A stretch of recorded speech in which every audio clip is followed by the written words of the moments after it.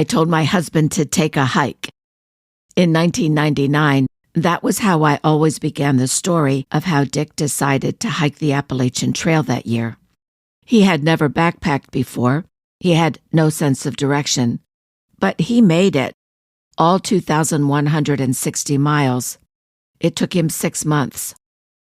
19 years later, he went for a walk in our small neighborhood. When he was finished, he got frustrated because his key wouldn't unlock the front door. It wasn't our front door. You're listening to My Spouse Has Dementia, a podcast that uses personal stories, occasional interviews, and simple rituals to support caregiving spouses. I'm Zita Christian, writer, life cycle celebrant, caregiver. My husband has Alzheimer's, late stage. Dementia creates unique hardships for a caregiving spouse. In addition to financial and legal decisions, there can be family pressure, anger, grief, changes in physical intimacy. Those are just some of the challenges you'll face. I hope that by sharing my journey with you, you'll find something helpful, maybe a new perspective, a moment of humor, and most of all, a way to survive. This is episode number 3. Dick and I live in a condominium complex. It's small, just 6 buildings, 24 units. The road into the complex is straight and then forms a circle. It looks like a lollipop. For more than 20 years, Dick got up every morning around 5:30.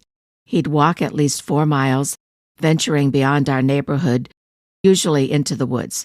He liked to walk around the reservoir.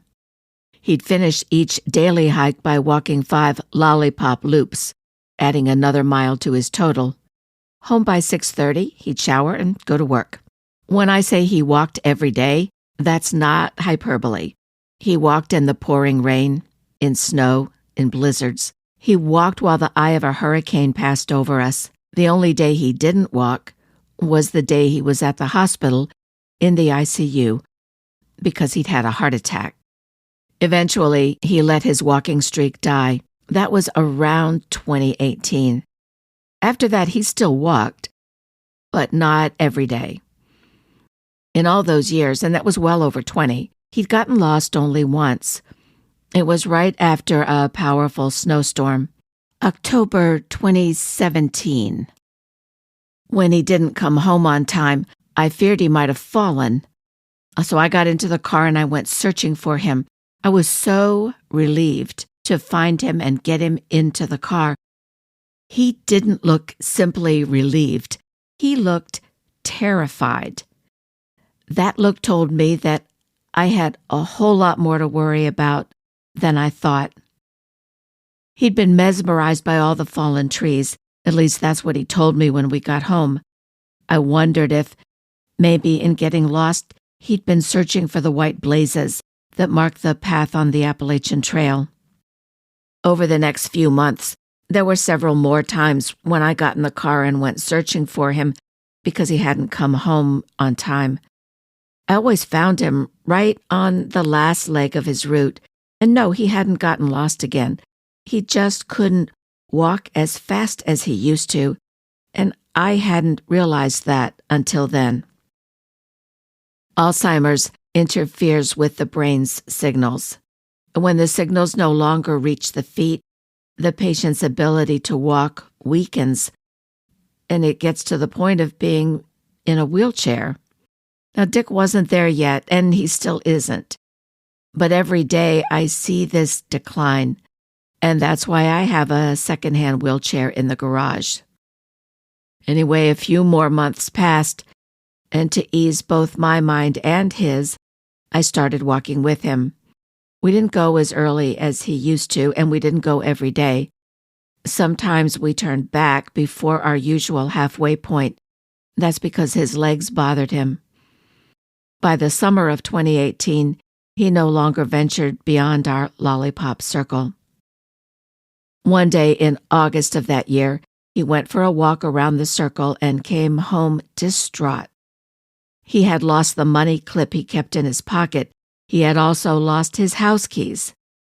I found both just a few steps from our front door. I thought he would be relieved. Instead, he got anxious. The next day, he went for another walk around the circle. I knew he needed to maintain some measure of independence, and I knew he wouldn't venture out if his legs bothered him. Plus, I could see him from my upstairs office window. But that particular day, I was doing some work in another room upstairs, one that didn't have a view of the circle. After about 20 minutes, I heard Dick open the front door. He immediately came upstairs where I was working. He stood right in front of me and said, "The police are coming. They're going to put me in jail." I told him it was highly unlikely that he'd done anything to warrant having the police come after him. I hated to see him so upset, and at the same time, I felt encouraged.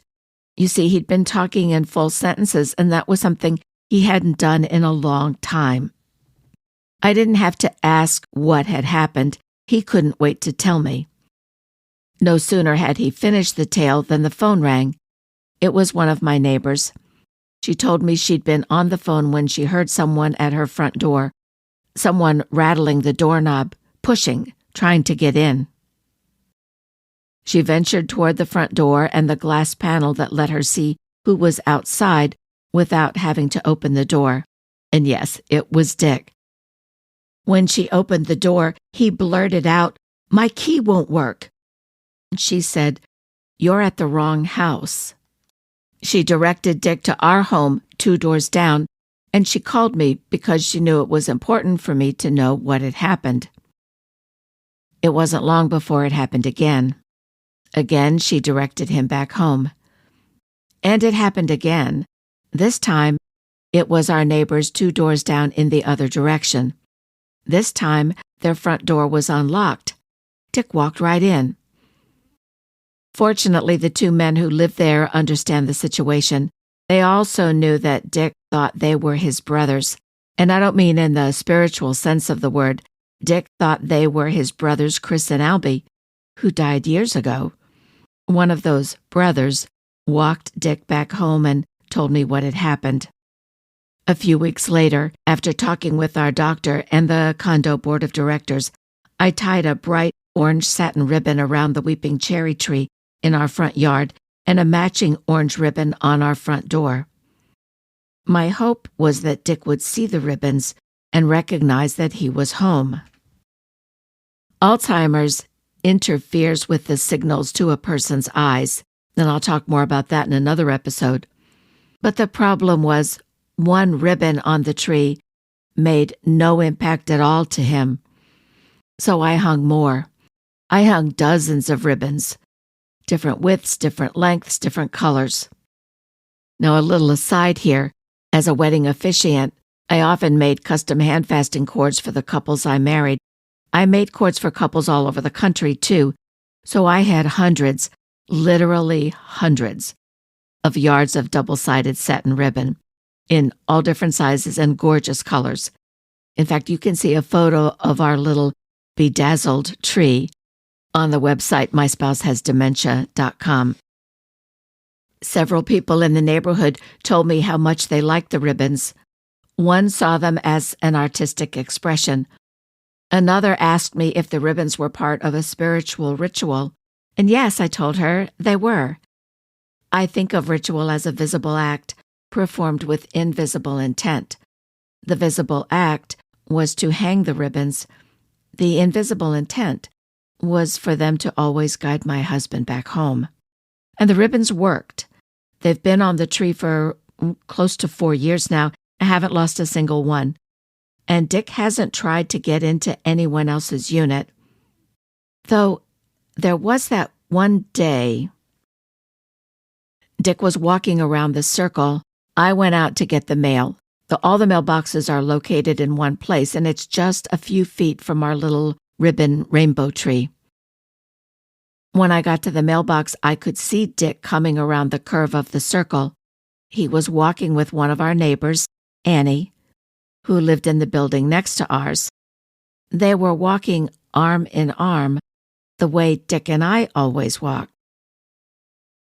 Annie is a good 10 or 15 years younger than I am. She's short, like I am. Her hair is short, so is mine. Her hair is red, a shade similar to what mine was many years ago. Mine is white now.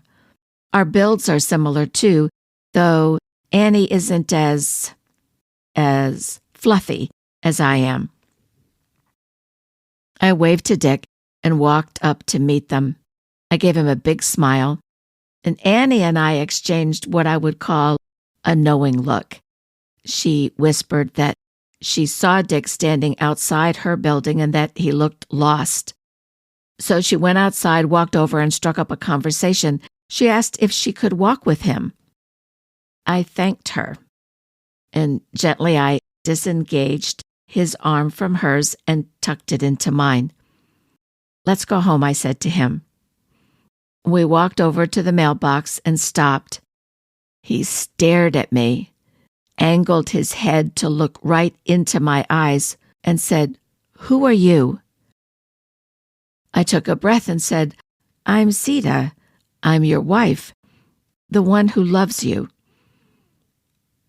He looked back over his shoulder to see Annie walking up to her front door and said, "Is that you too?" When I think back to that day, I marvel that Annie, who just happened to work as a home health aide, just happened to be right there when my husband needed help.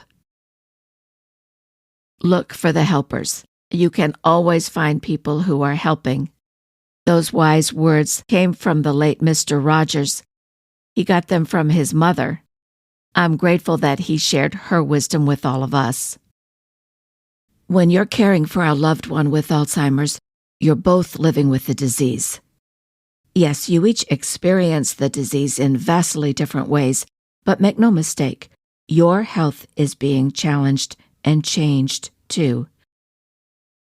Just as your loved one needs the help of the medical community, you need the help of your own community. If not right now, you'll eventually need someone to stay with your loved one so that you can go to your own medical appointments, so you can shop for groceries, so you can simply take a walk or sit on a park bench and not feel that you have to be on high alert. Start building that community now. Look to your family, look to your friends. They can help when you simply need to talk. If you belong to an organized religion, look to your congregation. If they can't help with actual resources like used equipment or volunteers to shop for groceries, maybe they have referrals that they can share for you. Oh, and definitely check out your state's Center on Aging. They'll have all kinds of resources, and they can help you with grants for respite care too. In the meantime, train your eyes to see the world in a new way. In addition to the neighbors I've told you about, one of my other neighbors gave me an amaryllis bulb, complete with a pot and soil for planting. She said it might help to see something pretty, and she was right. Another neighbor emailed photos of the construction progress when the foundation of our building had to be replaced, and we had to move to Rhode Island for 5 months. Those photos assured me that it would eventually be safe to move back home, and that's where we are right now. Another neighbor texts me whenever the Yukon girls' basketball team is on television.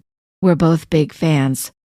Last Christmas, another neighbor brought me a box full of homemade cookies.